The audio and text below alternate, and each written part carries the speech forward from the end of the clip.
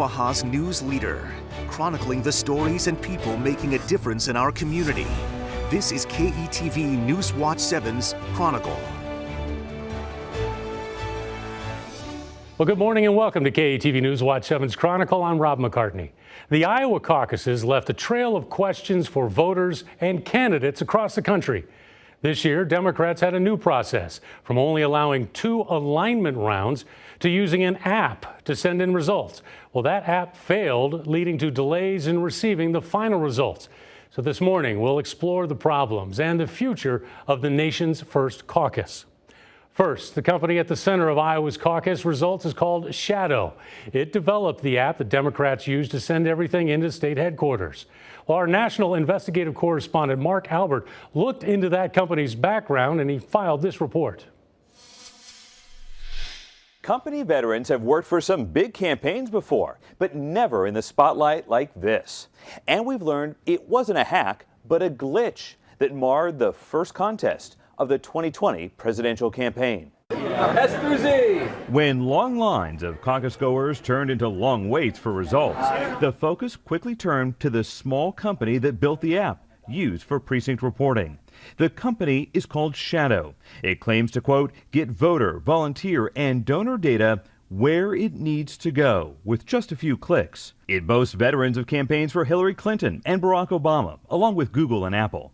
And now we've learned Iowa Democrats. Campaign expenditure filings obtained by the National Investigative Unit show the Iowa Democratic Party paid Shadow $63,000 late last year for website development and data services. So we decided to go to the address listed on the check to get answers. Here we go. Instead of an office, though, we found a WeWork location, a communal workspace on the second floor where freelancers can pay to work by the day or month. My name is Mark Albert with Hearst Television, looking for Shadow. But with no sign out front and no sign of the company inside, the receptionist told us Shadow moved a few weeks ago. You're not sure which location they moved to? All right. The company says it also has offices in New York, Denver, and Seattle. In a statement, Shadow said, quote, we sincerely regret the delay in the reporting of the results. We will apply the lessons learned in the future and have already corrected the underlying technology issue. The Department of Homeland Security did offer to test the app in advance. Anybody need to register? But the Iowa Democratic Party decided to go with an outside vendor instead.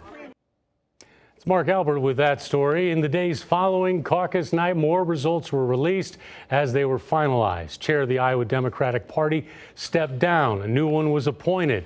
Then the Democratic National Committee called for a partial recanvass, followed by requests from Bernie Sanders and Pete Buttigieg, who also wanted recounts. And that's where we are now. This morning, we're looking into just what happened last month and what it means for the future. This morning, I'm joined by 4 people for this discussion. Virgery Sanford and Scott Putney, they are with the Pottawatomie County Democrats.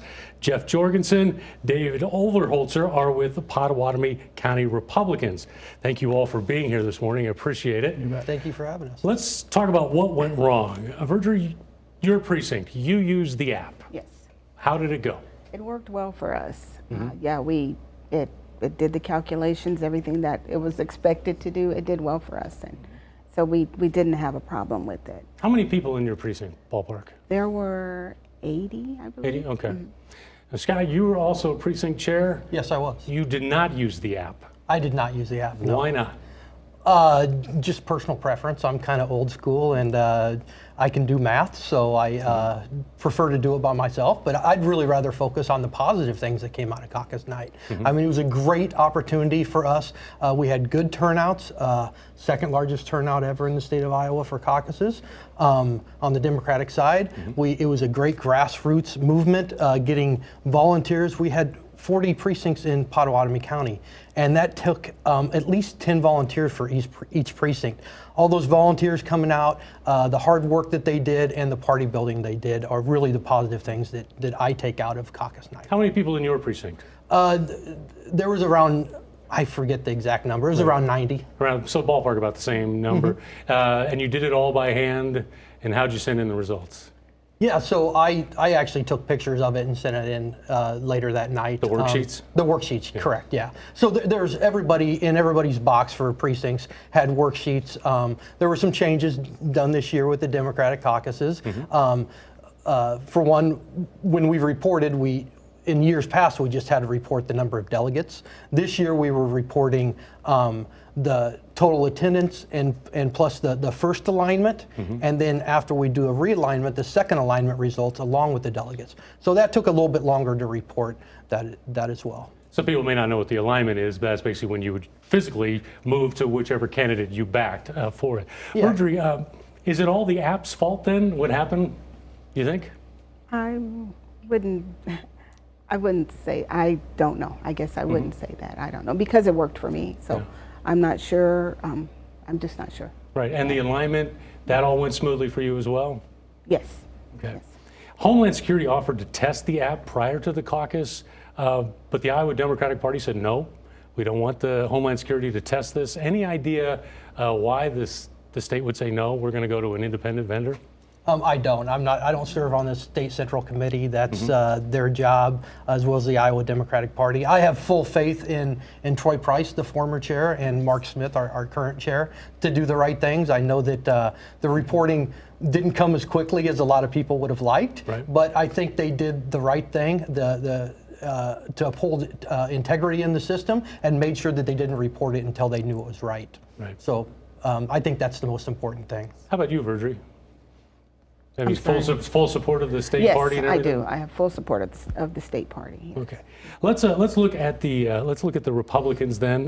What is, Jeff, the Republican Party's process on caucus night?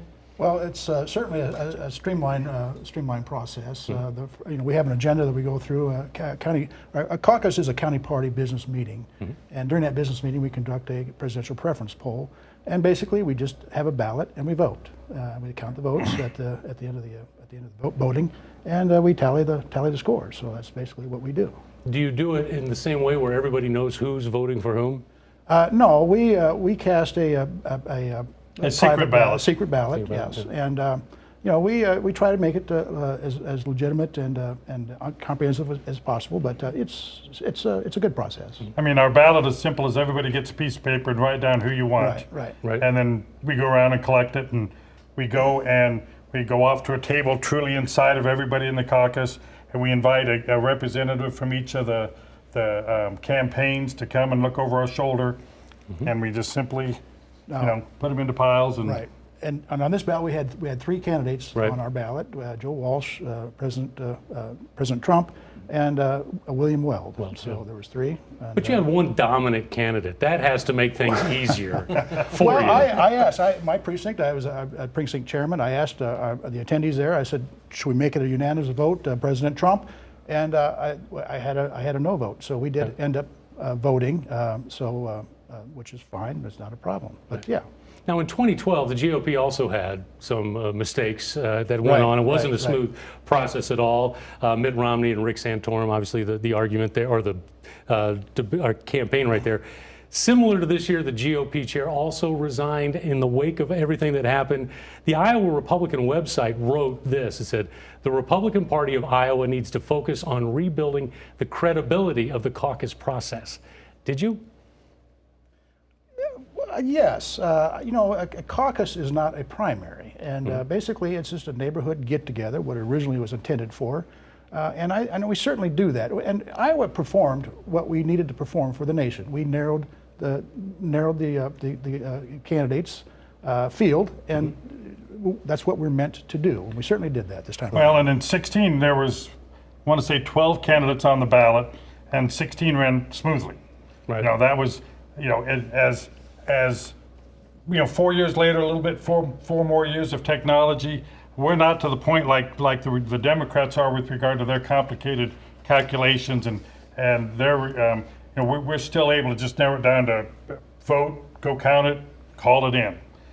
But again, 16 we had 2016, I think we had like 12 candidates, and that went off without a hitch. Right. Yep. And David, you're a bit of a historian, I understand, also for the caucus. How did Iowa even become first in the nation, and why? Well, that actually, it came out of the 1968 Democratic Convention. Okay. Because that was back then, it was still kind of the smoke-filled rooms that were deciding who the candidates were. And with the coming out of the Democratic Convention, there was, we need to somehow or another involve the voters more into the process. And so the Iowa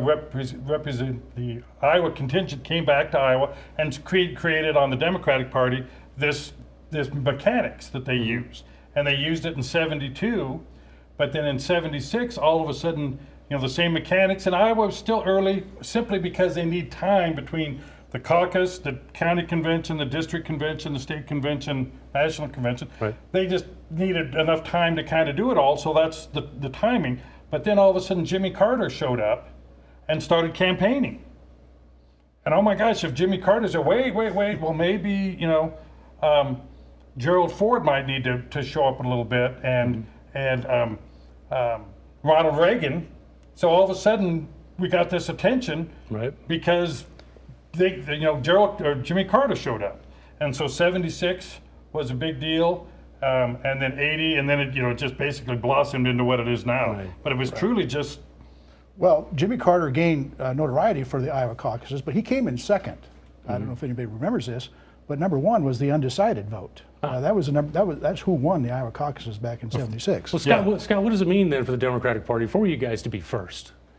I mean, is it crucial for the party? I think it's crucial to the state. I think it's great for our economy. It's great for the Omaha metro area, the economy. I mean, all the different staff people we have coming in, the candidates coming in. I think Iowa voters take the process very seriously, and we vet these candidates very well, and take. It's a great responsibility, being the first in the nation, to kind of narrow the field, and I think we take that very seriously. Yeah, a lot of people are shaking their heads though after this last caucus, and Virgie, also people are talking about diversity. They're saying Iowa should not be first in the country to begin the winnowing process because Iowa doesn't represent the rest of the country, much less the presidential candidates. How do you fight that argument? Well, what I would say, and what we would say, is that although we aren't the most diverse state, we recognize that, we have been on the forefront of progressive issues. Just through history, we have been. For instance, we have been first with same-sex marriage, or at least second in the nation with same-sex marriage. We were second with getting segregation out of school. We outlawed that. And then we were 90 years ahead of all the other states with segregation. Also with interracial marriage, we were second in the nation with that as well. And then we were 100 years before every other state. So we've been ahead of the game pretty much in progressive issues. So I think that we represent the issues well of the diverse people. So. Okay. And people are looking to the future and what's going to happen. And we want to pick up that issue when our roundtable discussion continues after the break. We're going to talk about also an interesting decision process some precincts had to use, plus the future of the Iowa caucus. You're watching KETV News Watch 7's Chronicle.